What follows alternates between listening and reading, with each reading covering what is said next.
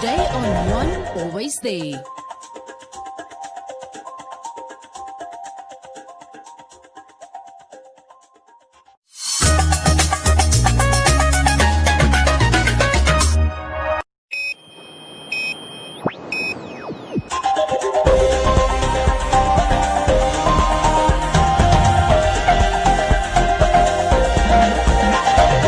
Today on One, your daily dose of local affairs and social media commentary. Today on One, vendor arrested for pulling off officer's wig out on bail. Manwu accused of neglecting workers. Sculptor urges artists to be creative during this time. And ombudsman takes on the media's role during COVID-19.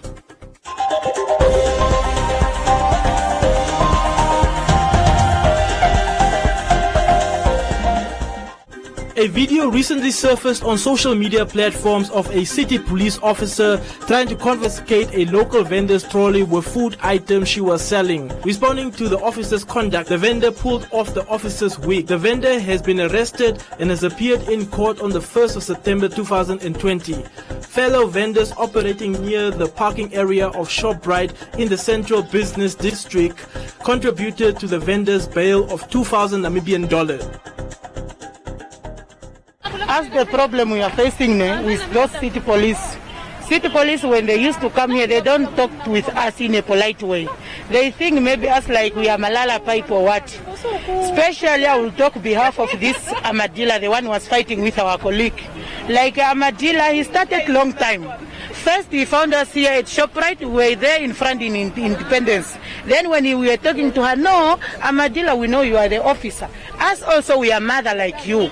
Let's do like this. Talk to us in a polite way, not the way you are talking. He tell us, my dear, me, I don't have time to talk with you.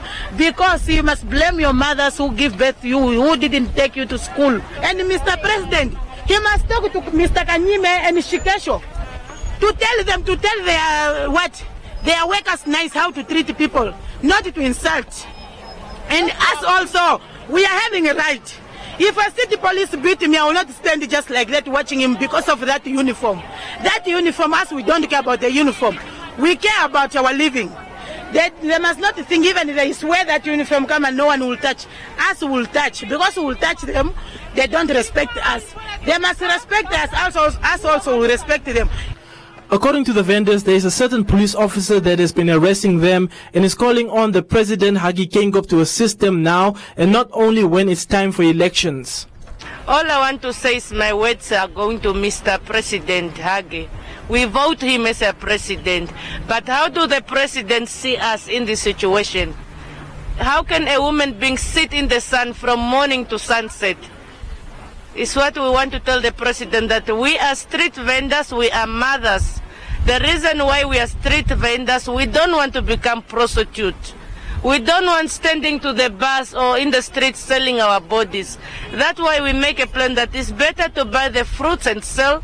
If you get $10 profit or $50 profit, it's to help your kids out. Another vendor confessed that the same officer kicked her in the stomach in 2018 while she was 9 months pregnant. 2018, I was pregnant. I was 8 months pregnant.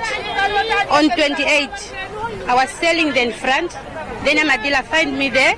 Was taking to take my things, all my fruits. When I was asking, no, you cannot take my fruits, was pushing with my trolley, pushing therefore. Amadila Loto Kamati and one officer is a man. Until the officer there. They wanted to lock me there, then I said, no, I cannot leave my things, it's for 1,500 I bought, you cannot take it. Then I was sitting in front of my trolley. Then Amadila officer, the one who will make my friend to lock up in the jail. He kicked me in my stomach here, I was in the hospital for 3 days. My baby wanted to come out. I opened for her a case, but until now, how that case until now is not being responding, how come? Because it's an officer, because I'm a normal person or what? Approached by Today on One for a comment on the matter, City Police Chief Abraham Kanime said that vendors should trade only at allocated locations and should not roam around in town. It's not an issue of a certain city police officer. It's an issue of city police members enforcing law and order. And therefore, I don't want to go to name dropping. Not only that of the police officer, even that of the suspect. The whole issue is city police officers doing their law enforcement in terms of any law in the country. We have traders that are using the food traders in Independence Avenue, so to say, where they crossing with many people. Some people are passing by, some people are crossing, and their foods in those traders, they are open. Droplets are falling there. And that's why the officers are trying to do their level best. And all traders should just go and trade at the place allocated. Kanime further stated that if they continue roaming around in town, it increases the risk of the further spread of the COVID-19 pandemic.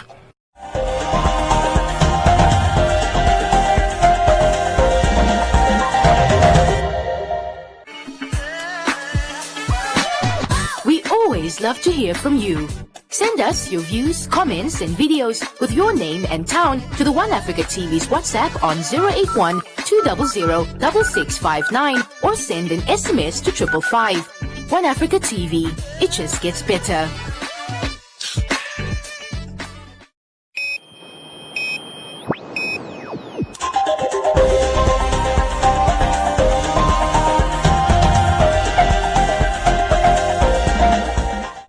Workers residing at the mixed informal settlement who are part of the Metal and Allied Workers Union have accused the representative organization of failing to address their issues while continuing to take their contributions.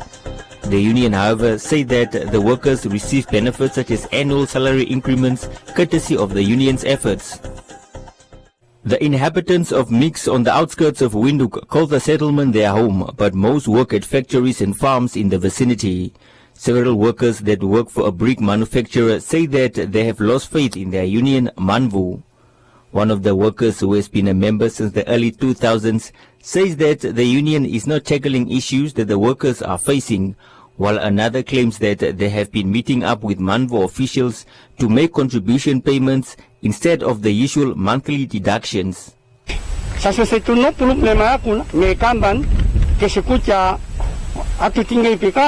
Sasiwan nobo te tu fi pohon dunin silongwe se situli ke sikonjena ne se siliponga silongwe se inde ke lombinga tawa pewa ki ini mayawo ponandu ifane kucha ilin kuseafi kikoka unene muwindu kurura na muna mahepe kwa kula osi ai popi apandatale lo usilo pona kamba ni metai mone hawanu etu ihuna osili ya popi kyongwe nduanu na atiwaka ngenge tanyinga beno hemba kulombola president we hangan amindisi na wana wasukucha mihanga no le tuirilo mamu bolo matungo hamukala mune president adhololo pe hangan hoike na walombola president tenda 18 tasa 19 na iso tafut ya 19 no tafutaru senenga mo molukango bebeni mali wano atufutiro ponga pomero po patsiku jimali wa ukape shaka ne shijukushe onu wafuta mweju mwinafuta anotapura kujimali watufuta pa ukapeni wetunya mkwane kucha aye ngeno ngenge taksiku jimali wa apia nje ngapeke kucha imali wa inyo okane datu jana tu futuno tachimo kambanye ngashame andina no mutu pali ukapofi fitimala wakani kucha ai kanyenge tanana o tafutu Kenya la sifike po 35. Today on One spoke to the Manvu Commerce branch organizer Naftal Nangolo, who explained that the union is familiar with the issue of the workers. Nangolo went on to say that the union could not be recognized by the company as a bargaining body, and that led to the company putting an end to deductions. What I did, I approached the company in terms of applying the recognition agreement as subsection 64. And then, of course, it was rejected on the basis that we don't have the majority, which we called 50+1. Of course, and then when we took back the feedback to the members themselves, they realized that, of course, hence the company is now opted not to deduct as per Section 66 of the Labour Act. They decided to collect the union contribution fees among themselves. I recall the same person who is in question, Mr. Johannes Mateus, he came to our office more than 3 times to come and pay the union contributions. However, the last time that I saw him, it was last year around about November there, where he came and then he found me in my office. And then he paid, and then I asked, so what happened to the rest of his colleagues? And then he said, those ones that did not give him anything. So what we did, we issued him with a receipt, because normally when you pay, because this money have to be accounted by the finance department, we have a record whereby we issued him a receipt that indicating that, of course, the person paid his union contribution, and then this is the proof that he can show it off. Of course, Manvu is a union of principle. We don't collect money to the members in bushes as it was claimed before. But I will try personally to get back to him and then speak to him, and then of course I will try to convince him that, of course, if there are things that he does not understand, or perhaps his colleagues does not understand, Manvu office is still open, and then we are ready to assist where we can on that regard. The union represents workers in various industries such as construction, motor engineering and manufacturing. They also undertake awareness campaigns to educate workers in communities of their rights and conditions of employment. The SWAPO's district coordinator John Elaho expressed concern after the issue was brought to his attention. He says this is not the first time that this has come to light and wants it to be addressed amicably.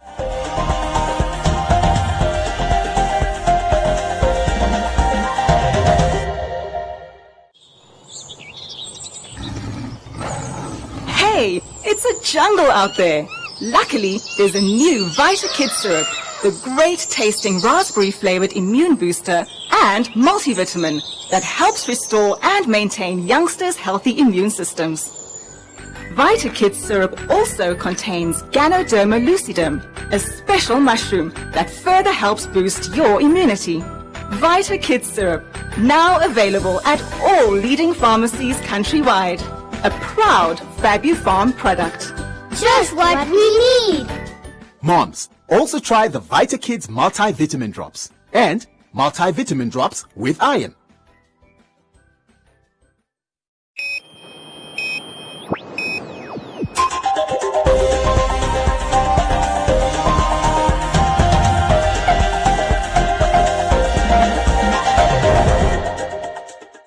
Theos Ambula, a well-known artist and founder of Art in the House Namibia, describes COVID-19 as one of his most efficient periods of creating arts. According to Mbula, since the outbreak of the COVID-19 pandemic, he has managed to produce more artwork.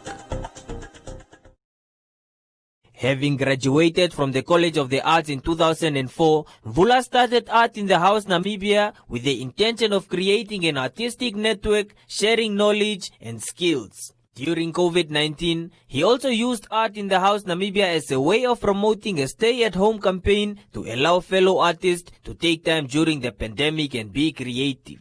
So during this COVID-19 first stage and second stage, I was working just home to be promoting social distance, stay home, doing a sculpture, doing a drawing, doing a painting, doing a photograph, compose a song or a dance. It was a nice motto to stay away and stay home. Even it's difficult if you don't have a material, if you're not so prepared and things like that. But now with this COVID relief fund from Art Council and the National Art Gallery, it helped, but it's a little bit slow. It's a slow process and it's not efficient. But this is my own idea to say stay home. For artists, was really good to stay in your studio, do whatever you want to do. I enjoy doing that first stage. I produce even 4 sculptures at the same time because I work from 1 to 3 sculptures at the same time because I don't work on one stone because I need to work long, because if I work for 30 days, I need to work planning, say, no, I have to take 3 stone. When I have no more interest in this, I go to the other one and so on, until at the end I have produced a lot of sculpture. It's very challenging currently we're facing. I used to have people visit my studio, people come and buy painting, come and buy sculpture and so on. I used to receive a commission work. So this is really, currently now we are starving. So no income, nothing. So, and it's very difficult. We need art and culture management to sit as emergency to look at this. How can we manage with the National Art Gallery? Because most of the project was postponed. So postponed, you have to find a way how you can deal with it. Currently, Vula has introduced a project which is aimed at connecting and providing a platform for local and international artists to share ideas. I have my organization called Art in a House, and I have introducing WIPCA. WIPCA is a topic which we want to create Windhoek International Biennale for Contemporary Art. So I work with many people. I work with international and local, very well-known international curator who create Biennale. Biennale are large, biggest exhibition in a big city. So I was trying to promote Windhoek Biennale to introduce it. It came at the same time when COVID came out. So we're still waiting how the COVID can go, so that we can see how really we can manage and how we can promote. Many artists, through my promotion, I promote many artists. I publish a book on history of art in Namibia, and also I send artists abroad to participate in this international exhibition to show Namibia, to market Namibia, to promote Namibia, because actually Namibia is a very beautiful country. It's known for wildlife, but doesn't known for their own artists. So this is my argument, say no, let Namibia be known so that we can market Namibia, we can create our own Hollywood too. So Hollywood can be only done through our own culture. As I was saying, we need to create our cultural economic industry from those cultural art industry. We have a very good art policy, but it was not implemented. Luckily now it is in a process to be implemented, so that will be help Namibian artists to make a living. Vula is hoping for further decentralization of art centers in the country as attention is focused more in the city.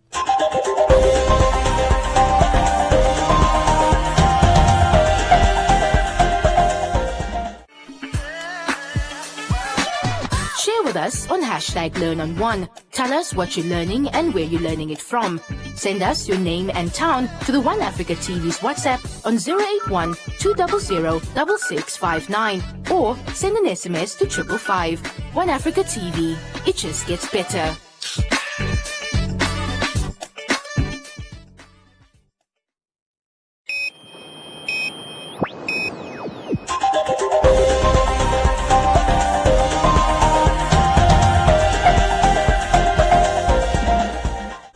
In an exclusive with Today on One, Media Ombudsman John Akuta expressed his views on how the media is conducting themselves during the COVID-19 state of emergency. The COVID-19 pandemic has exposed the love-hate relationship between the government and the press, as numerous condemnations by self-regulatory bodies representing the media have been made against the state for allegedly committing acts of intimidation, muzzling, and assault against media practitioners. Today on One recently sat down with the Media Ombudsman to discuss how journalists are conducting themselves during the state of emergency. I honestly salute the way the journalist is handling this whole COVID period. Of course, it's a new thing for all of us, but I think journalists, the Namibian journalists, that is media practitioners, are really doing an excellent job. The kind of questions, engaging questions, that was posed to the president and to his ministers and all those. It's like you are seeing that people are doing it with the view to go out and to really do what they are expected to do, to educate the people on this issue of COVID. And I don't know, I must admit I haven't seen it that much, and maybe we haven't seen in the past so many press conferences being called by the presidency or by the various ministries for that matter. But the courage with which the journalists are asking some of these pertinent questions, I'm saying, wow. But overall, I'm very, very impressed with what I see and how the media practitioners has really conducted themselves and came to the table in terms of fulfilling their role within the context of COVID-19. The role of the media is very critical in the global fight against the COVID-19 pandemic. However, operating in an environment that has limitations on press freedom, such as the absence of an access to information law, could potentially create challenges for citizens who have the fundamental right to be informed, as the media acts as a bridge between government and society. Nakuta called on the legislature, who recently tabled the Access to Information Bill, to begin interrogating it, as the right to access information is critical for all and not just the media fraternity. I've looked at the bill, and I've also made a comparison with the model law on access to information, which has been drafted by the African Commission on Human and People's Rights. And generally, the bill, to a very large extent, really captures some of the core principles that a model law on access to information should encapsulate. And for me, that is a good thing. And so I would just call on the powers that be, is that they must begin to interrogate the bill and see this as a service that the Namibian public really needs, because access to information is not just for journalists. I used to say this at various platforms. It is for everyone. The person that applied for a pension and that person was not given a proper reason and whatever as to why my application for a pension was declined and all those kind of things. I want to get access to information, whatever. Nakuta recently completed his 3-year term in office as the media ombudsman, but was reappointed by the Editors Forum of Namibia, where he will serve another 3 years in office.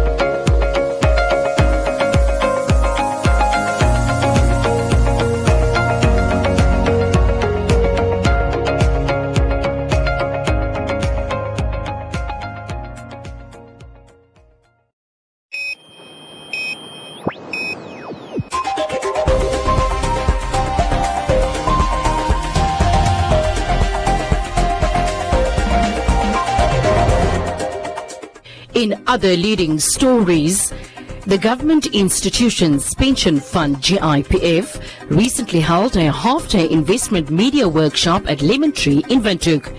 This workshop's objective was to educate media practitioners on the investment ecosystem and create awareness on why pension funds like the GIPF invest their members' contributions.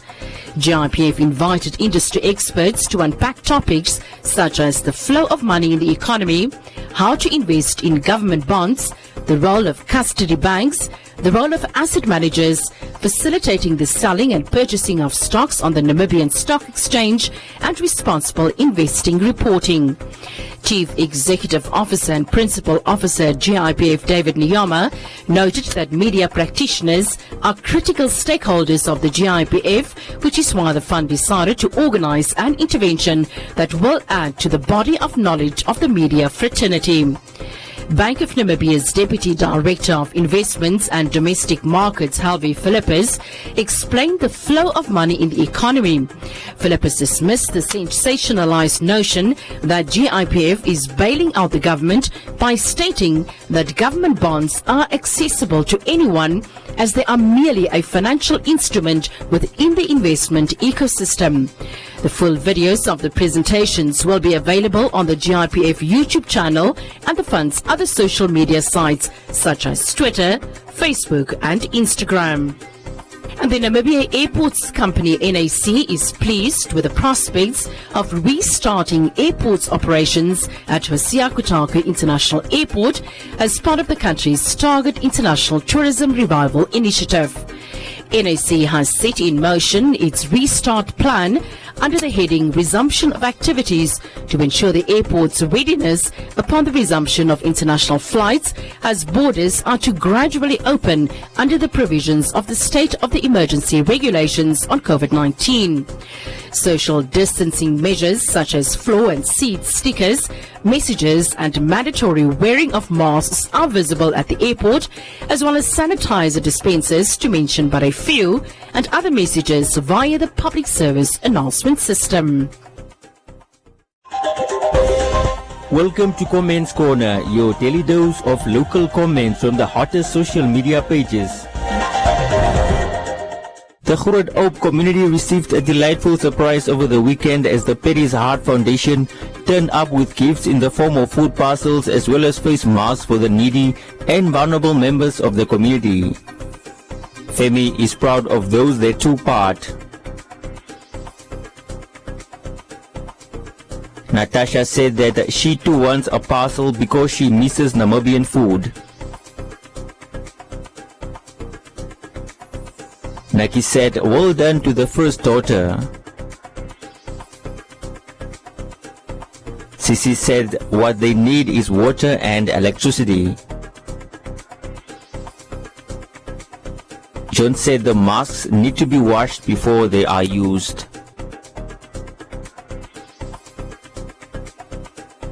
The President of Namibia, Hage Geingob, has appointed James Mnupi as Economic Advisor with effect from the 1st of September 2020.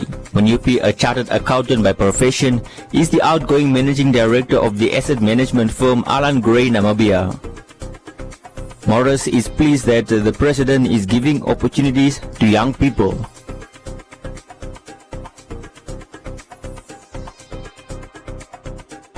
Asia said those who know James will agree that this was a great choice made by the President, as he will bring substantial value to the presidency.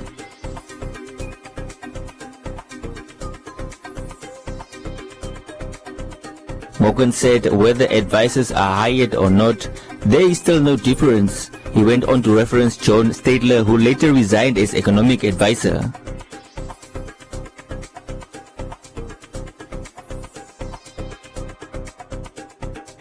Elizabeth said that she too wants to be appointed by the head of state, even as a tea lady.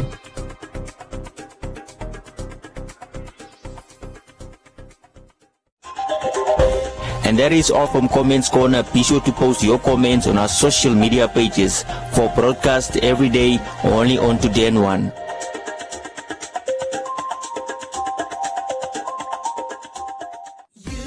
With trusted quality and great value on all Clicks brand products, switch and save. Buy any 3 Clicks skincare collection facial products, cheapest one free. Buy any 3 packs of Clicks Skin Essentials facial wipes, cheapest one free. And buy any 3 packs of Clicks facial tissues, cheapest one free. Or buy any 3 Clicks Made for Baby toiletries, cheapest one free. Clicks, feel good, pay less.